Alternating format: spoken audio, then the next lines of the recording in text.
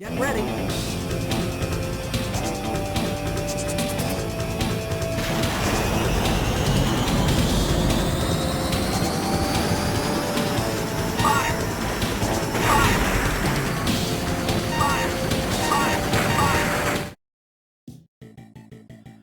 Hello once more, welcome to Usr1 Retro. Thank you again for joining me. I've got the camera in a different place, so if I all of a sudden start to look to like either side, I'm so sorry about that. Right, so after my Alien 3 video, which was posted yesterday, which would be Monday the 21st, I actually had the idea of doing a comparison video of the two different versions of Afterburner for the Commodore Amiga. Now, for some reason, we never got the US version by WeeBee Games over here in the UK. We got a version by Activision, and it was okay. It was okay. I mean, I had it on the Spectrum, just the Spectrum. I thought it was pretty good. Actually, I thought it was really good at the time. But then it wasn't until a few years later that I actually realised that the US got a different version by, as I say, by WeeBee Games, and it was distributed by Sega themselves, and it was in their Sega Smash Pack for the Amiga as well, which I didn't even know about. But yeah, so yeah, this video is going to be a comparison of the two, and we're going to see what the differences are, how it plays, and all this, that, and the other, and loads of other different bits of gumph and fluff. So we're going to start off with the US version first. I did play this yesterday for a little while, and I had one of the things that struck me was that how different it looks to the UK version. But we'll get into that in a minute. Let's have a quick play of it. I must admit that is a pretty good title screen. It really is a pretty good title screen. I don't think there is one on the UK one. I know the loading screen for the Spectrum's the front cover, which is pretty cool. So, right, so the plane doesn't actually take off until you press fire, so we're going to press fire. That's very much like the arcade.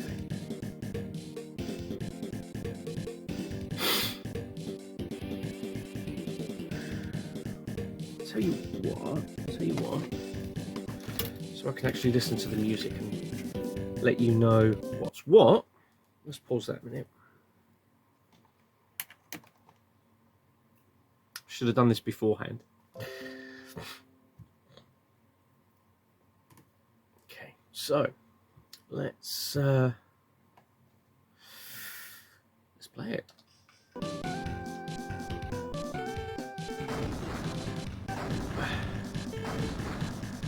Okay, so pressing fire once does your machine guns. Doing it twice fires your machine gun and your missile, which is but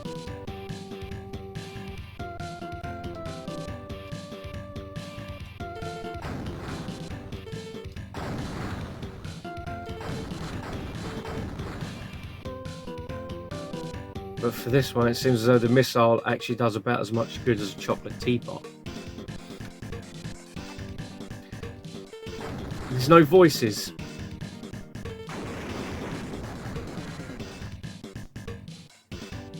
Which is a shame.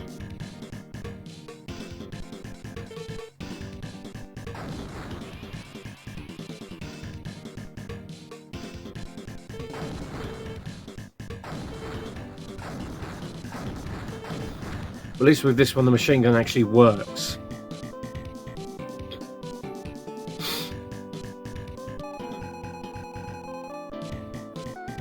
And from the looks of it, it loads between levels, so it isn't just one continuous playthrough like I think the UK version is.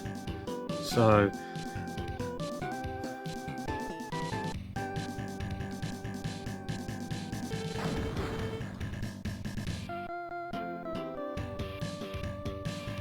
But at least this version actually looks like an F-14 Tomcat. And you do actually get the crashing animation when you hit the ground after you've been hit. Scrolling graphics are pretty good though.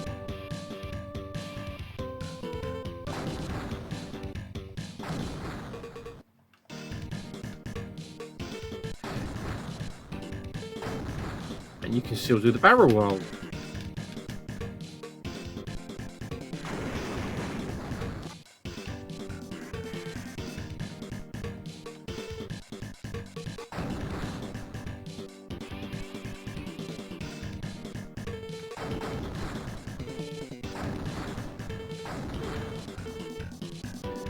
Though it is really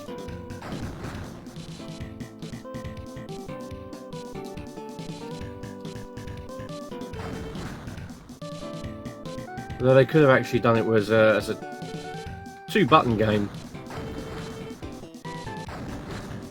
you know.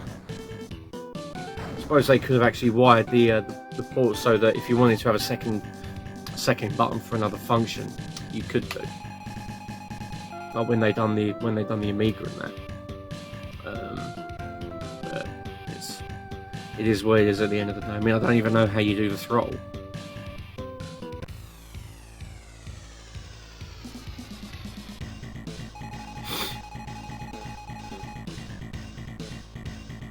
As I say, the music is very good.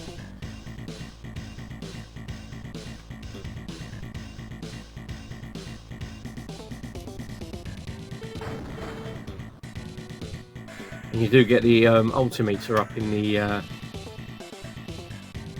top right hand corner, which you don't get on the UK version.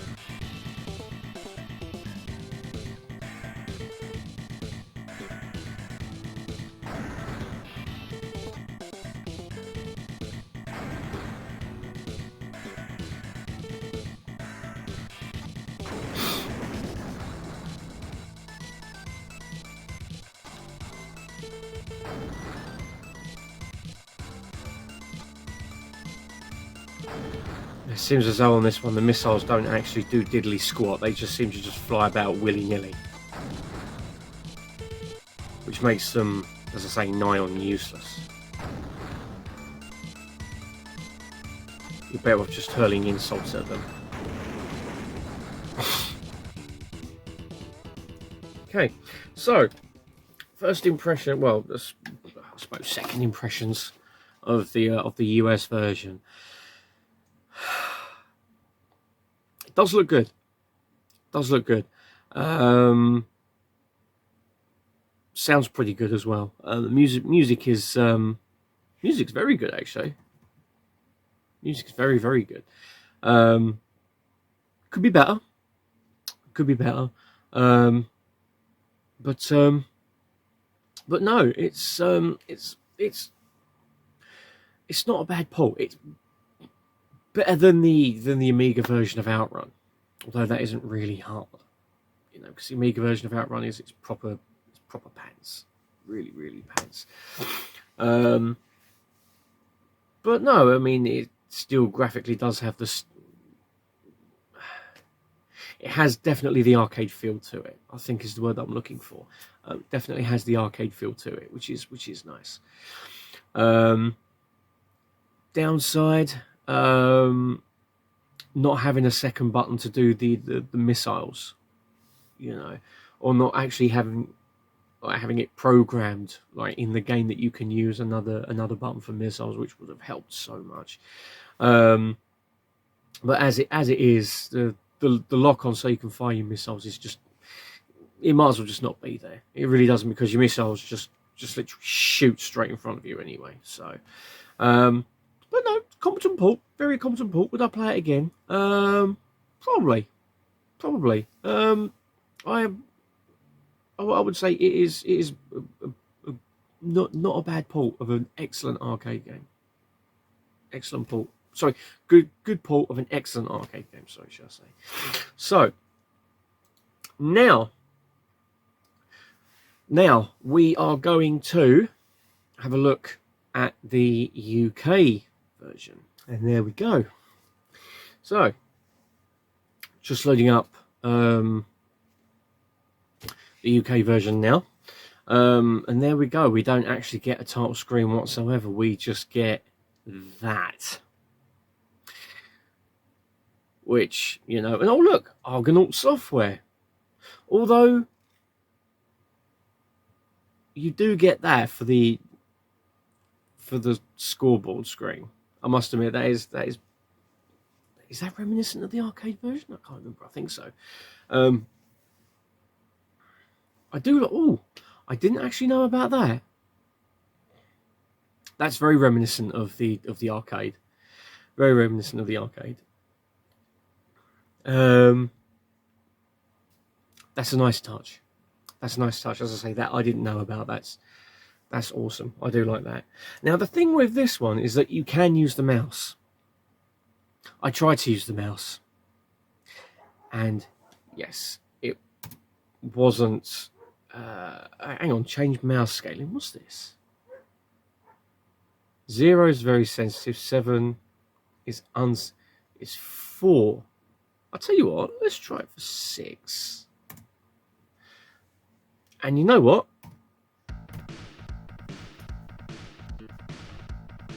Title music's good. Title music's actually pretty good.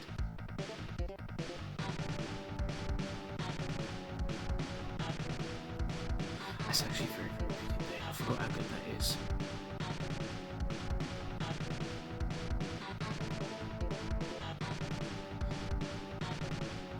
That's very good. So, now we're going to try the mouse. Right. Ooh. Oh my god, Right, you know what? It doesn't work. The sound of the missiles firing is actually pretty crap. Graphics are very scaled down.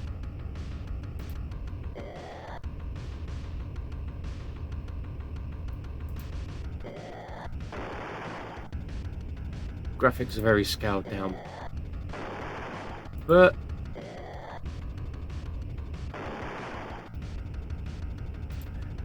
music's pretty good though still. And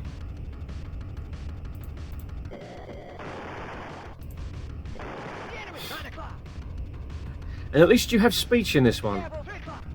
You know what? I can't use the mouse on this.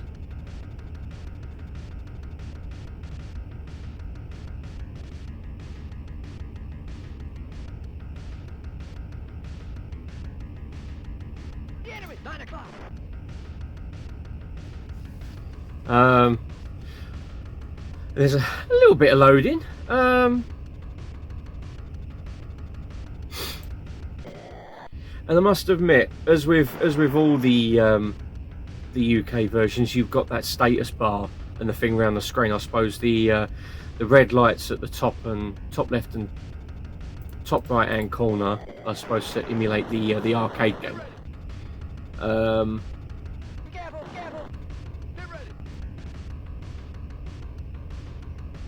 Yeah.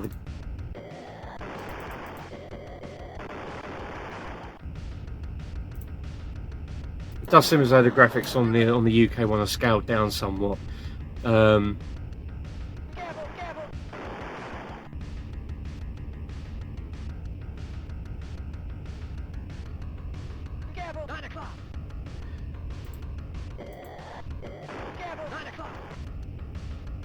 But controlling with the mouse is not as easy as I thought it would be.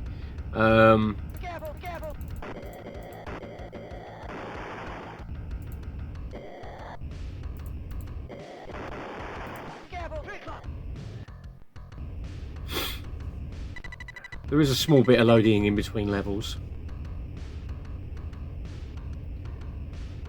But yeah, the F14 doesn't look as good as on the on the US version. But it does seem as though you can actually shoot down missiles on this version, which is that's what it seems like to me. So yeah, that's what it seems like, that you can actually shoot down missiles. So I'll tell you what, let's just get the good points over and done with first. Music's very good. Music is very, very good indeed. Is it as good as the US version? I'd say it is, but this is just me. It is as good as the US version, without a shadow of a doubt. The graphics, they do their job, but I don't think they're as good as the US version. The US version seems to, I don't know, it seems to be near enough as detailed as the arcade version, which is a plus, you know. One of the downsides with the American version is that you haven't got the voiceovers, you know, the watch out and the bandits at 3 o'clock or whatever it is, or lock on or whatever, but you haven't got the speech on the US version as what you have on the UK version, which to some people might not be a game breaker. I mean, it isn't really a game breaker, but I suppose it all adds to the arcade style experience. I would have loved to have had that in the US one, and I think that probably would make it a bit more authentic. What version would I pick? It's a hard one. I mean, I grew up with the UK version, obviously being in the UK, so I'm used to like the border around the screen and the 2 lights and the lock on at the bottom. You know, I'm used to that version on the home computers, you know. I mean, it wasn't until the Mega Drive I actually got to play a near enough arcade perfect version. You know, and I think I've got it. I'm certain I've got it on the Mega Drive. I'm certain I have. But yeah, so which version would I pick? I'd pick neither. Actually, I'm kidding. What version would I pick? As I said, that's a tough one. That is a very, very tough question indeed. I'd pick the US version, I think. Each time, it'd definitely be the US version. It just seems to be much better to play. It's a bit harder, but I don't mind a challenge. Definitely the US version, I think.